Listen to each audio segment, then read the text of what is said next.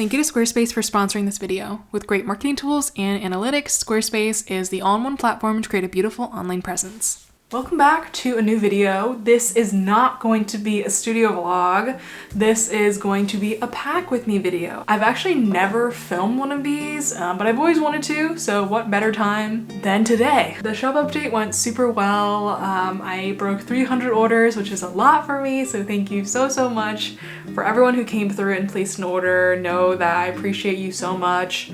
Every purchase goes directly towards me and helping me pay my expensive Los Angeles rent, cat food. Robert and I have been going through some tough times lately. If you follow me on Instagram or Patreon, I talk a lot about just some things that have been going on in my life lately that have been expensive too. So every purchase has been really helping us out with that. So yeah, just want to say thank you. I asked you guys on Instagram for some questions, so I thought we could do like a pack with me Q&A, just because I know having a voiceover is really nice sometimes instead of just having music, and I hope you like it, and I will see you at the end.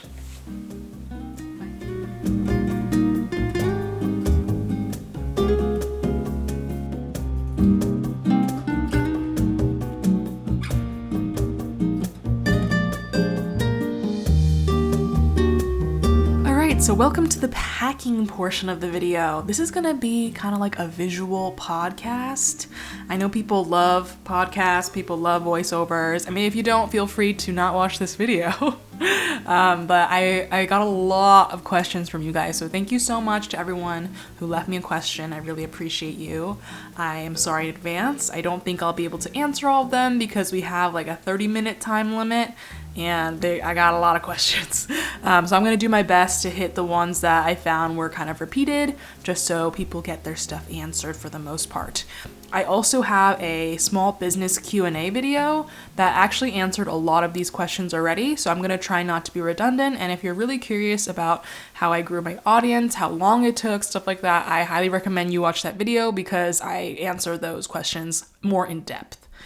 But before we get into the rest of, all these questions, we have to thank the sponsor of this video, which is Squarespace. You guys probably already know by now, Squarespace is a wonderful online platform you can use to run your business and build a beautiful website or portfolio. I've used it to run my online Patreon shop as well as my art portfolio. They have tons of beautiful templates you can choose from. I really love how easy it is to use. You can build sections, add in a bunch of different photos, change the formatting of them really easily with their user interface. So I think that's one of my favorite parts about Squarespace. You can just really use their easy tools to design whatever you need.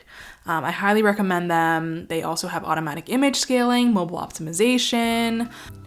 I highly recommend them. If you want to give it a try for a free trial, go to squarespace.com, and when you're ready to launch, go to squarespace.com/Megan Wang for 10% off your first purchase. Okay, now we're gonna get into all of the juicy questions. I split them up into 3 categories, so more business related things, life related things, and some art questions like art making. So I wanted to keep it fresh and answer questions that I haven't answered before. So yeah. The first question I'm going to talk about is the best and worst parts of your job. The best part, I think, there's a lot of good perks to working for yourself and the job I do. I love that I get to make art every day. I love that I get to interact with people who watch my YouTube videos, with my patrons. It really feels like there is a really strong artist community that I love. But what I wrote down here in my Notion, because I wrote down all the answers in the questions, so it's easier for me to film this. But the best part I feel like right now is the creative and life freedom it gives me. I find that it's super fun and engaging, and I like being able to make my own decisions. If I ever need to take off for some reason, I can do that. In terms of artwork I can make, I find that I'm at this point in my freelance career where I have a lot of autonomy in what kind of artwork I make too, which is also really cool because not all artists can do that. So yeah, a lot of freedom. The worst part, I would say, is you don't get a lot of the perks of having a traditional 9-to-5, a salaried position. There's no health insurance. The money also fluctuates a lot, and that can be really unpredictable. In some ways, I imagine it would be really nice to get a consistent check in the mail or in my bank account every month, but some months I do amazing and some months I don't make any money at all. So it's really unpredictable and unstable sometimes. So that would definitely be the worst part. I got a lot of questions about how to grow your following, like how to gain an Instagram audience, how to grow a following so you can sell your artwork online. I've talked about this a little bit before, like social media related stuff, but these days I really hesitate to answer questions like this just because of how awful I find the Instagram algorithm has gotten for me. I feel like even in the past 2 weeks, I've seen like a huge drop, and I don't think it's because my art has suddenly become very uninteresting. I feel like my posts just aren't getting pushed very far out. And yeah, I feel like there's been a really, really awful change in algorithm related things.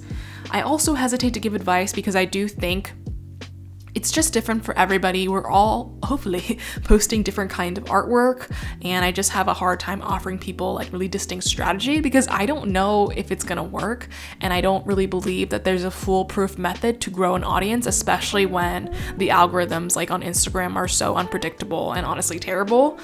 So apart from like try to post consistently, make art that really speaks to you, I definitely struggle to be like, ooh, try this out or do this, because I don't know if it's gonna work.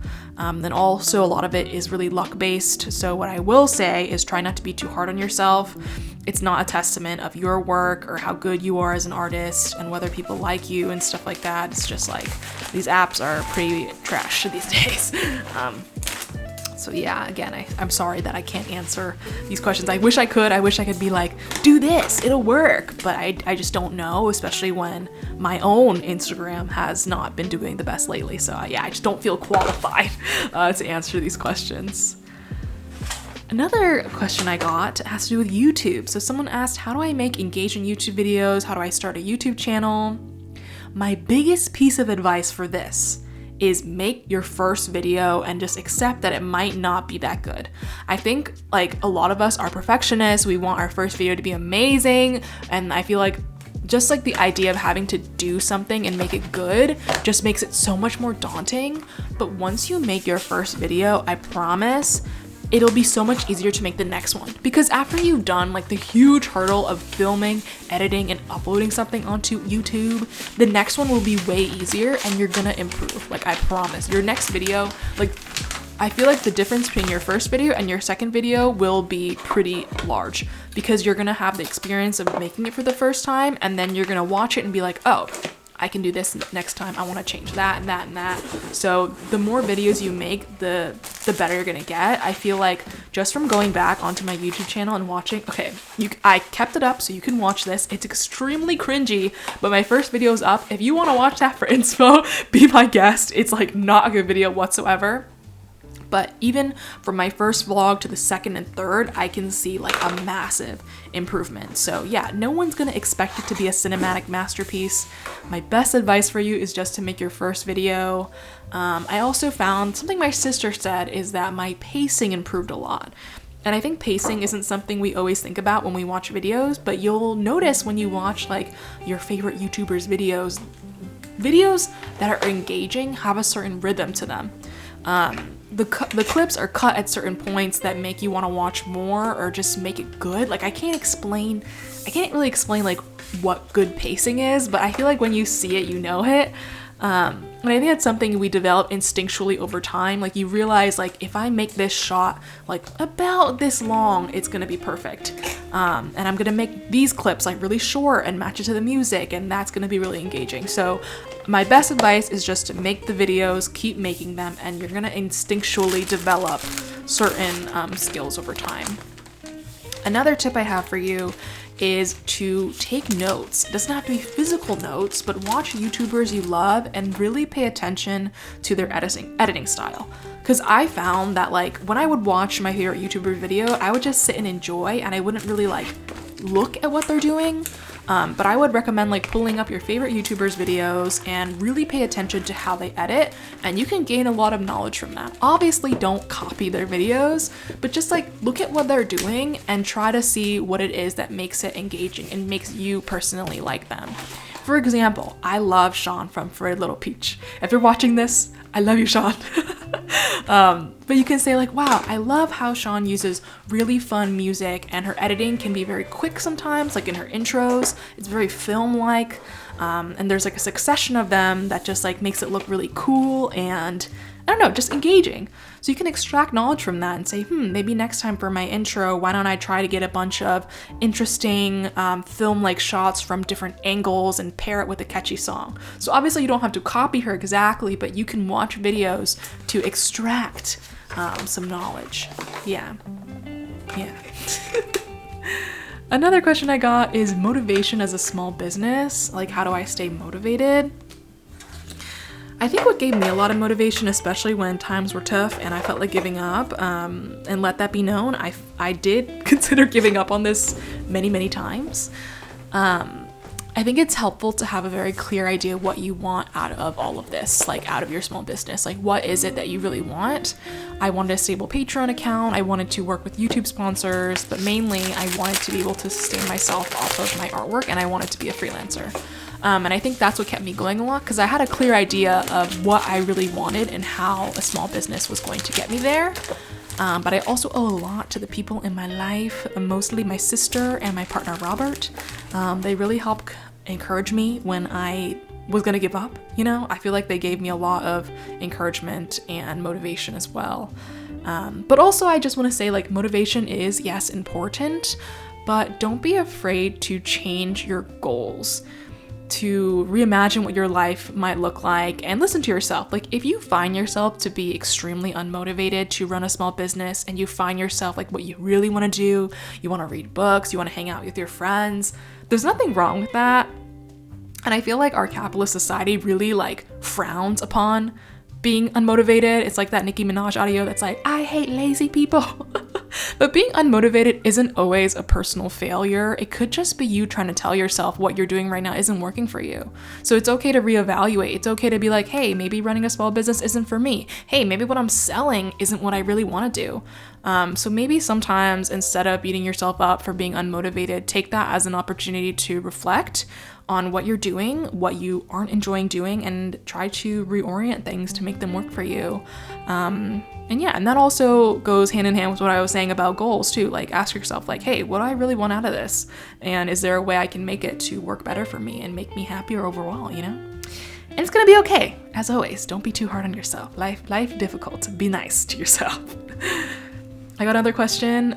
Would you be willing to share more lifestyle stuff on your YouTube channel? This is tough because I want to, but I also don't. Something I love about being an art YouTuber is that I can share life stuff, but mostly my channel is focused on art content. Like, it's very clear and it's very easy for me to, I mean, sometimes it's hard, but for the most part, it's easy to draw boundaries between life and work. But the thing about lifestyle YouTubers, like, I watch a lot of lifestyle content and I'm always like, damn, that's probably really tough, because it all starts to get very fuzzy and unclear. Like, your life is about YouTube, but YouTube is about your life kind of vibe, you know? Like, you create YouTube videos about your life, but you probably want your videos to be very interesting so they can get clicks and, you know, you can pay your bills and your rent. So you probably try to fill your life with certain activities and feel pressure to perform and be interesting. And I just feel like it can get really complicated to form those boundaries around work, because documenting your life is your work. Does that make sense? Like, I want to share more on YouTube, but I also want to make sure I maintain a lot of boundaries so I can still enjoy my life and it's not this weird like panopticon performance thing. So I can still make YouTube videos for a long time, because I genuinely do like sharing what I do share. Another work-related question is, what is your biggest professional dream? I want to make a graphic novel one day. Right now, I don't have an idea or honestly the patience for such a long form project. I've been following Fran's vlogs and it looks like a lot of work and I don't think I can do that right now. But I think one day it would be very cool to make a longer form project like that. I feel like a lot of the things I work on are very short-lived. It would be cool to be able to produce like a very solid body of work like that. And I also think it'd be really cool to do development of some kind for a video game. I've no tech experience at all, but you know, I got ideas. And games like Omori and Melon Journey, I find so cool and cute, and I feel like I could make a really fun video game. So that's definitely like maybe down the line. It would be cool to do. All right, let's talk about some life stuff. One person asked, how are you? I'm okay. I talked about this a little bit on my Patreon. I have a Patreon little plug for myself. I have a Patreon podcast. It has some pretty good reviews, I would say. Some people enjoy it. And I talk about a lot of life stuff. If you want more of this, you know, a little more of me, highly recommend my Patreon podcast. I like it. Maybe you'll like it. But yeah, I talked about this already, so apologies for my patrons for redundancy. But recently I was in a car accident, and there has just been a lot of life-related struggles going on my side of life for like the past 2 months that had left me really drained and tired. But I'm okay. Things are looking up, and I'm really looking forward to the next few months. And also, I'm trying to tell myself like it's okay not to be #thriving all the time. Like obviously, like we want to make sure we're living our best lives, we're taking care of ourselves. But there was a part of me that didn't want to share stuff about the accident and things like that because I don't know, I guess there's this like weird shame about admitting, you know, you're not doing amazing. But there's nothing wrong with struggling, you know? Like it's okay. And if you're struggling, I feel you. Things are gonna get better, but like I feel you. And it's okay to admit like, hey, things aren't going super well for me, but like I'm okay. Next question. Furry Little Peach said, you're cool. Thank you. You are so cool. You are the coolest, and I love you. Yeah. Next question. Did you study illustration? No, I actually studied history and French. I literally double majored. So I have like a degree. I have a piece of fancy paper in Latin that says I have a French degree, which I find really funny. I do wish sometimes I went to art school, but I talked to a lot of my friends who did go, and I hear about their experience, and I'm like, actually, I'm okay. And I also feel like it's really great that what I'm doing now, I've managed to do without an art degree, which is really cool. Sometimes I do wish like, hey, I had more like industry connects or a more, I don't know, firm grasp on some fundamentals, but it's okay. Yeah, I still love my art. I still like what I create, and I've managed to do it without it. So, hey, pretty cool. Favorite relaxation activity? Walks. Walks are a really good way for me, I found, to regulate my nervous system, my emotions and stuff like that. If I ever feel overwhelmed or anxious, I just go on a walk. And it's a nice way for me to release and just feel more calm. I also like to chill on the couch and watch TikToks. I've been reading a little bit lately too, and that's been really fun. How to make local artist friends. I've actually met all of my local art friends through Instagram. Obviously stay safe, but if you have a mutual that lives in the same area as you, you could just ask them like, hey, you wanna go draw in a park or something? Or, you know, just reach out, but still, stay safe. One question I got is, how do you get into the creative zone next to your partner? I still feel so awkward. This is really tough. I used to tell Robert to put on his noise-canceling headphones whenever I recorded videos. Sometimes I still do, but now that I've done it so much and it's been almost a year of us working in really close quarters, I do it less. I guess because I'm like sitting in front of a camera and talking to it is honestly such a brave thing to do, and it's a skill. Like you have to practice and develop it over time. So if your partner doesn't do what you do, and I'm sure they're not making fun of you in any way, and also if they are, that's actually really rude. But something that helped me is like telling myself, you know what, being able to do this and like record this podcast thingy or talk in front of a camera is actually a really impressive skill, and I don't have anything to be embarrassed or shy about. But I do understand it is really nerve-wracking sometimes, so just experience really helped me just get comfortable with it. Like I did it a couple times and I was like, you know what? If he can hear me, oh well. Like Robert's really next to me right now. He can hear everything I'm saying, but you know what? Oh well. Oh well. Speaking of Robert, someone asked, how did you meet Robert? That's a good question. So Robert and I met in college during our last year. We actually met at this Are You the One themed party that our friends threw. Are You the One is this like MTV show where you have like a perfect match, and you kind of have to like figure out who it is, and our friends actually matched us, and yeah, from there was history. We just like really connected, and I think it's like a funny story that like we were like each other's perfect match. I also got some kitten related questions. So biggest change in routine since getting the cats, they're so cute. I used to go on walks every morning, but now my mornings are kitty time.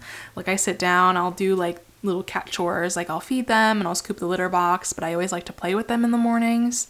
And it's been kind of nice. I feel like now I don't always pressure myself to like go on a million walks a day. I just like have a very slow, easy start to my morning. And I just like chill on the couch, and I'll put like a YouTube video up on the TV, and I'll just like play with them a little, and it's like a very quiet, nice way to start my day. And it's been nice. Another cat question is funniest thing the kittens do. They do a lot of funny things. They're pretty funny little guys. I would say one thing Rover has been doing lately is rifling through packages. Like he'll stick his whole arm in the packages and like go through like every one. It looks like he's sorting the mail. It's super cute. Something we've been noticing though is that Cosmo has been eating Rover's food, which is really funny because Rover used to be really into food, and our foster was like, oh, you should watch out. He might have weight problems in the future because he loves food. But now Cosmo is the one who's been getting kind of chunky. And we realize it's because he will kind of nudge Rover out of the way and eat his food. They just always surprise me because Cosmo tends to be a bit more shy and reserved. So we would think, Rover would kind of like push him around a bit and eat his food. But no, Cosmo has been the one pushing Rover aside and finishing his dinner or whatever meal. And yeah, I also think he might just have really slow metabolism because he's significantly chunkier than his brother. So we've been just keeping an eye on him. Okay, let's tackle some art-related questions. Someone asked, how do you develop your art style? I got a lot of versions of this question. I highly recommend sketchbooking. I feel like people are always, myself included, like I honestly also feel this, like we all want to have like a super distinct style. It's very helpful when it comes to social media sometimes to have like a very recognizable, cool, developed style. But I'm trying to tell myself things like this take time, and it's cool to change and grow and discover new ways of drawing. And I don't think we're ever gonna settle on like one style. Like I hope I don't draw the same way forever. But something that helped me create more of a cohesive look, I guess, to my art is sketchbooking. Within the past few months, I found myself sketchbooking more and more, and I think it's a very quick way to kind of see how you make art. Just because you're not sitting down to make like a full realized illustration piece, you're making a quick sketch. And I find that like doing observational drawing, being like, hey, draw this cup and try to stylize it a little, is a nice way to practice stylizing things you see in life. And it kind of helps you develop like a visual language, so to speak, when it comes to drawing. So I highly recommend having a no judgment sketchbook space. Just practice, doodle when you can. I've also really loved sketchbooking too because I myself find a lot of pressure to create like a cool piece I can post on Instagram all the time when I make art, but the sketchbooking is like, I don't have to post this, it's just for practice. So having that regimented space has been really helpful for me, and I do think I've grown a lot. Like I'll flip back to previous like sketchbook pages and I'll be like, hey, I actually think I progressed a little bit just in the way that I draw.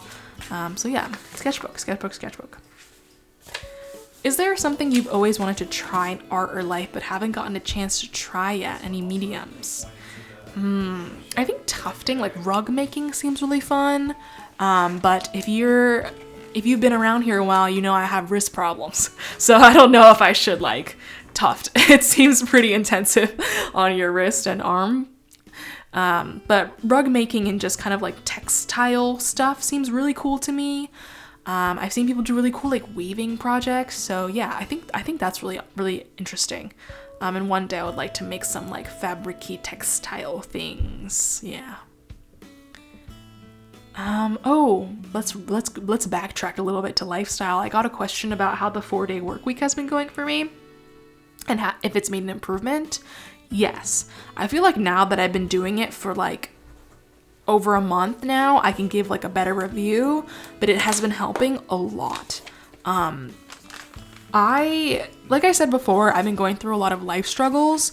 I think if I had like work stress on top of life stress, I would have been like completely knocked out of commission.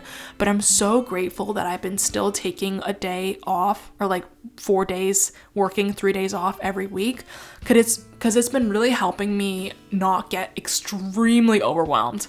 Like, it's a really important day for me to recharge, and just, it's so nice to have that extra day in my weekend, because like I find myself having to do a lot of chores on the weekend because I don't always have time to get to them during the week. So it's nice to have that extra day. Yeah, it's just like the time to be myself, work on, you know, like a crochet project. Like I have enough time to recharge, so I'm not always like knocked out before I have to start the work week again. So yeah, I still highly recommend a 4-day work week if you can.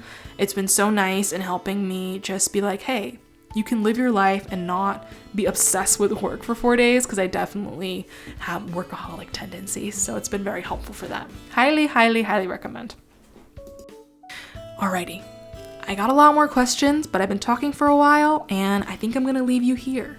Thank you so much for watching. There's still a couple minutes left in the video if you want to hang out and listen to some fun Animal Crossing music. But I'm gonna leave you now. I want to say thank you so much for watching, for supporting my YouTube channel. I hope you enjoyed this different kind of video, kind of more slow-paced, voiceover-y packing video. Yeah, I just want to say thank you for supporting my shop. Thank you for supporting me, and I'll see you later. Bye.